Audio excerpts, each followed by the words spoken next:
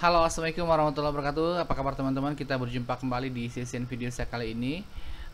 Sehari menjelang Idul Adha ini, saya berusaha untuk masih tetap ingin memberikan kisah-kisah keajaiban salawat kepada teman-teman semua, agar kita senantiasa termotivasi untuk bersalawat kapan dan di mana saja. Oke, beberapa waktu yang lalu saya menerima pesan WhatsApp dari seseorang ya. Eh, Pesan ini dikirimkan sekitar tanggal 15 Juli. Sekarang udah tanggal 19, sudah 4 hari yang lalu ya.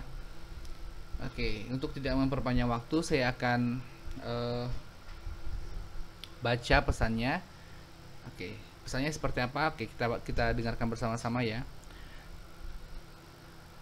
Ini dari dia langsung sih, keajaiban salawat Jibril, langsung begitu jawabannya, tulisannya.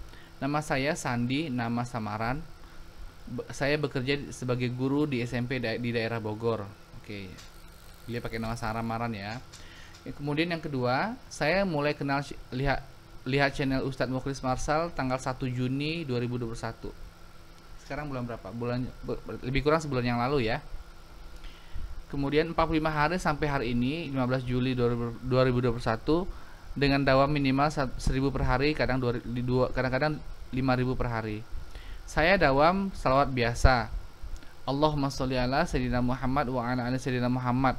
Istighfar dan la ilaha illahi masing-masing 100 kali. Waqiah dan tabarok 1 hari 1 kali. Sudah dawam selama 20 tahun. Saya selalu mengeluarkan 2,5% dari penghasilan saya, dan itu saya sedekahkan ke fakir miskin dekat rumah, terutama yang masih ada kaitan saudara. Kemudian yang keempat, dia pakai angka-angka ya. Keajaiban salawat Jibril. Pertama, saya bisa beli tenda pernikahan dengan murah. Beliau bisa membeli tenda pernikahan dengan murah. 4 juta dapat 2 lokal. Biasanya harganya sekitar 8 juta per lokal. Satu lokal 4 kali 4 meter. Sudah 3 tahun saya cari-cari tenda murah, nggak nemu-nemu. Rata-rata di atas 10 juta. Sementara kemampuan saya hanya 2-3 juta saja.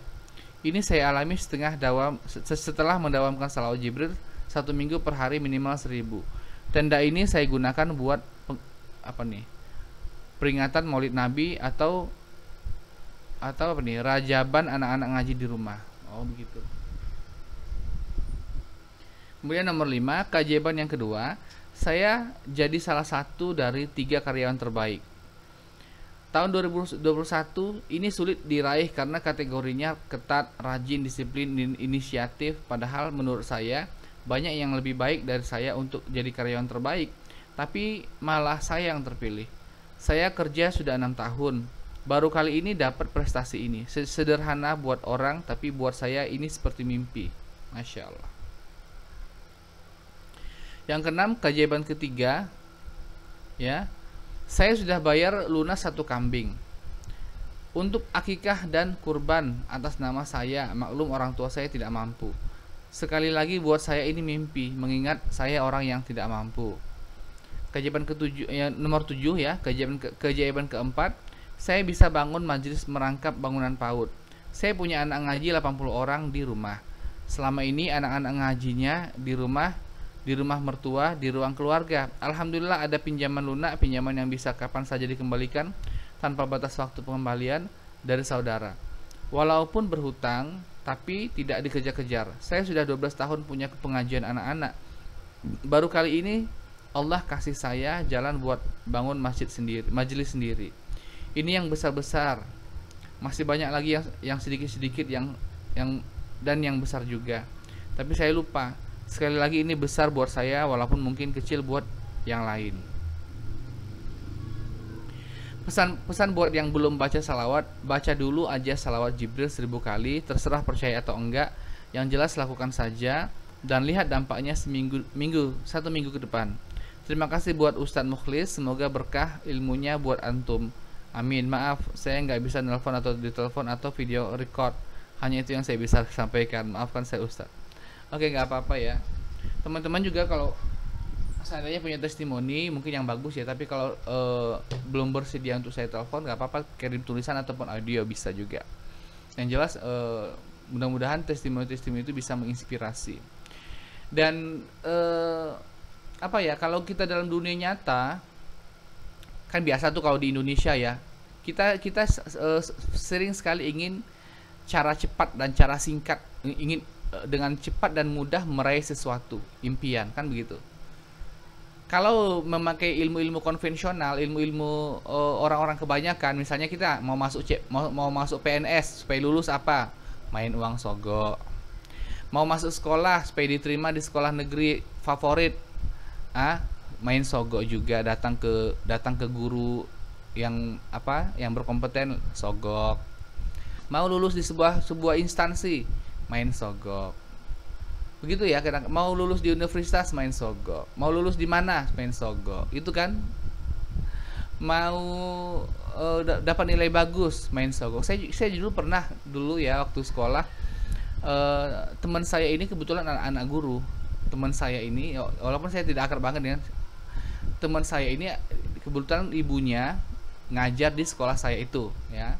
Kemudian orang tuanya sudah merencanakan nanti anakku ini akan supaya masa depannya bagus, nanti bisa masuk universitas dengan dari jalur PMDK, biar nggak usah susah-susah nanti dia ikuti UMPTN.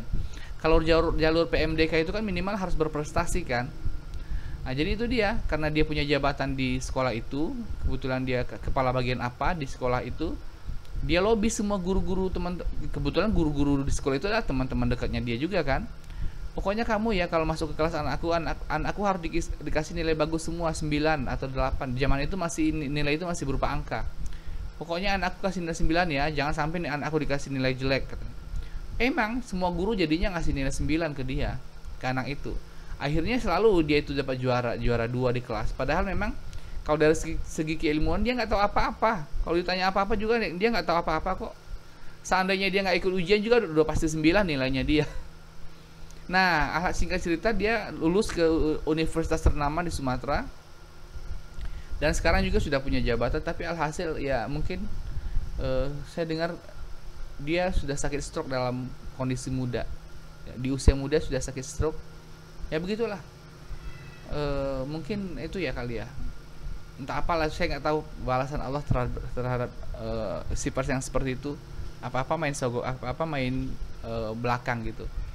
Nah, kita yang orang beriman, kalau sebetulnya bisa juga main cara-cara cepat, bahkan lebih jitu daripada cara-cara seperti itu. Caranya adalah dengan mendekatkan diri kita kepada Allah, minta pada Allah. Jadi cara cepat, cara main belakang dalam tanda kutip itu untuk bisa mencapai sesuatu lebih cepat itu adalah dengan cara kita banyak bersalawat. Kalau orang kan ikut jalur biasa nih, kita ikut jalur khusus sehingga tidak perlu melalui proses-proses yang sulit itu. Nah gitu. Ibarat kalau orang beriman juga kan pernah nggak dengar bagaimana kisah orang beriman masuk surga tanpa hisab. Masuk surga tanpa hisab itu maksudnya apa?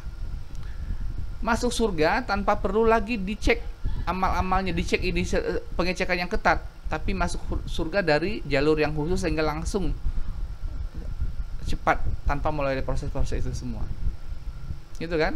Atau misalnya pernah lihat nggak misalnya kalau ada presiden datang atau pejabat datang ke satu daerah, itu kan ada polisi tuh, polisi mengamankan jalan supaya jalan jangan rame atau ditutup jalan yang sana sehingga rombongan presiden itu bisa melaju cepat tanpa melalui proses-proses lampu merah, lampu ini, lampu itu, nggak perlu lagi, langsung aja. Begitulah ibaratnya kita kalau kita ini mengamalkan amal-amal salawat.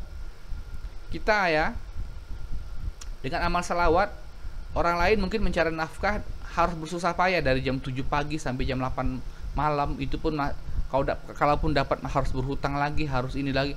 Kita nggak perlu kayak gitu.